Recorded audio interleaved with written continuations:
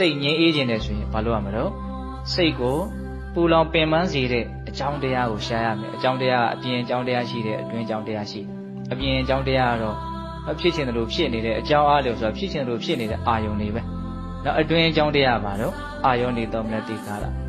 အဲ့တော့အာယောနိသောမနတိကာရကိုပဲအဓိကဘုန်းတို့ရဲ့စိတ်ထဲမှာအာယုန်စိုက်ပြီးတော့သူ့ကိုဘာလို့ရမလို့ပြုပြင်နိုင်အောင်ကြိုးစားရပို့ပြီးတော့ရှင်းအောင်ပြောရမယ်ဆိုရင်ကိုယ်စိတ်ထဲမှာဆင်းရဲနေတဲ့ပင်ပန်းနေတဲ့ပူလောင်နေတဲ့ဆိုတာစိတ်ထဲမှာဖြစ်တဲ့ပြဿနာပဲတကယ်တမ်း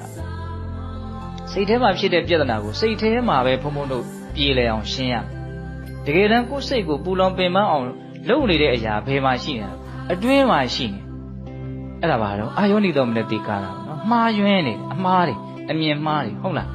ဒါကြောင့်စိတ်ထဲဖြစ်တဲ့ပြဿနာကိုဘုံဘုံတို့ကစိတ်ထဲမှာပဲရှင်းရမှာဟုတ်လားရှင်းတဲ့နေရာမှန်ဖို့လည်းလိုသေးတယ်လို့ဘုံထင်နော်ငယ်ငယ်ကပုံမြင်လေးတစ်ပုဒ်ဖတ်ဖို့လေအလွန်သဘောကျတယ်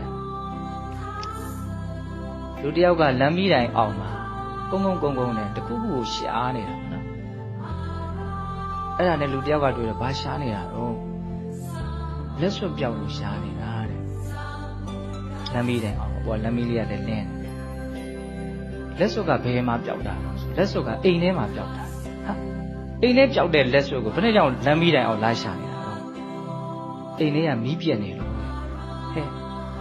စဉ်းစားနော်ဒါတော်တော်ရေစရာကောင်းတဲ့အမေးဖြစ်လို့ဆိုရမယ်ဟုတ်လားတော်တော်ရေစရာကောင်းတဲ့အဖြစ်အပျက်ပေါ့နော်အိမ်ထဲပြောက်တဲ့လက်စွပ်ကိုလမ်းမီးတိုင်အောင်လာရှာတယ်အိမ်ထဲကမီးပြက်နေလို့လမ်းမီးတိုင်ကတော့မီးလင်းနေလို့နော်တွေ့နိုင်မှာမလားမတွေ့အောင်နော်အဲ့လိုလူတော့ဒါလွယ်လွယ်ကူကူဘုံဘုံတော့စိတ်ကတော့မလဲတော့ဘူးနဲ့တူတယ်လို့ပြောလို့ရရနော်အဲ့လိုပဲဘုံဘုံတို့တွေတွေ့ရတယ်အဲ့ဒီလူနဲ့တိတ်ပြီးတော့တခါတည်းရမှာထူးတာမဟုတ်ပြဿနာရှင်းတာကိုဖြစ်တဲ့နေရာမရှင်းဘဲနဲ့မဖြစ်တဲ့နေရာသွားရှင်းနေဟုတ်တယ်မဟုတ်လားဒါစဉ်းစားတွေကတော်တော်ကောင်းအဲ့တော့စိတ်တွေပူးနေတယ်ဆင်းရဲနေတယ်ပင်ပန်းနေတော့ဒီစိတ်ကိုပဲဘုံဘုံတို့စိတ်အလုတ်လုတ်ပြီးတော့စိတ်ထဲမှာပဲအဆင်ပြေအောင်ပြေလေအောင်ကြိုးစားရဟုတ်လားဒါကြောင့်စိတ်အလုတ်ကိုလုတ်တယ်ဆိုတာတရားဘာဝနာပွားတယ်ဆိုတာစိတ်အလုတ်ကိုလုတ်တာပဲလေတကယ်တမ်းဟုတ်လားခန္ဓာကိုယ်ကြီးသူရက်နေထိုင်နေသွားနေလျောင်းနေတကယ်တမ်းအလုတ်လုတ်နေတာဘယ်သူကလုတ်ရမှာလဲစိတ်ကလုတ်ရမှာစိတ်ကဘာလုတ်ရမှာတော့ဖြစ်နေတာကိုဖြစ်နေတဲ့အတိုင်းသိနေဖို့ကြိုးစားတာဟုတ်လားအဲ့တော့ပြောချင်တာကဘာတော့အိမ်ထဲပျောက်တဲ့လက်စွပ်ကိုမီးတိုင်အောက်ကိုသွားရှာလို့မရနိုင်ဘူးနော်အဲ့တော့လူတွေရဲ့ဖြည့်ရှင်းချက်တွေကလွဲမှားနေတာတွေအများကြီးရှိဒါကြောင့်မလို့ဒီခေတ်ကြတော့ပို့ပြီးတော့ဆိုတာပေါ့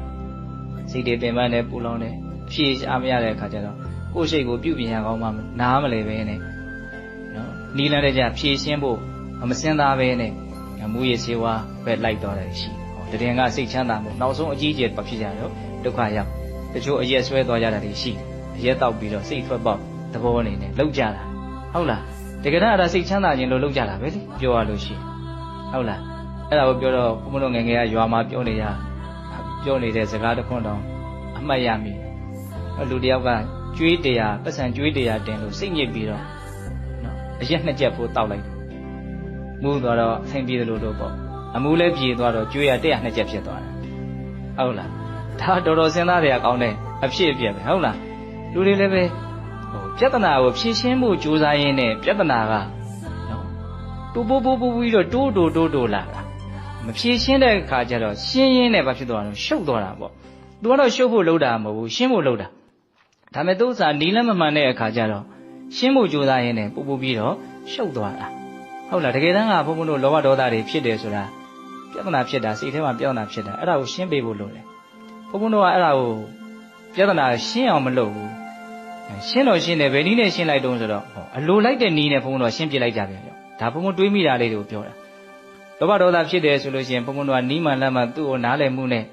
နော်ပြေပြောက်အောင်ကြိုးစားရမှာနောက်မဖြစ်အောင်သူကကြိုးစားရမှာဒီနည်းနဲ့ဖြည့်ရှင်းရမှာသို့တော့အဲ့လိုမဟုတ်ဘုံဘုံတို့ကလောဘဒေါသဖြစ်ပြီးဆိုရင်အလိုလိုက်တဲ့နည်းနဲ့ရှင်းတယ်ဆိုကြပါစို့လောဘဖြစ်ပြီးဆိုရင်ကြည်ကျင်လာပြီဆိုကြည်ပလိုက်တယ်အလိုလိုက်ပေးလိုက်တာပေါ့နားထောင်ခြင်းနဲ့ဆိုရင်နားထောင်ပေးလိုက်တယ်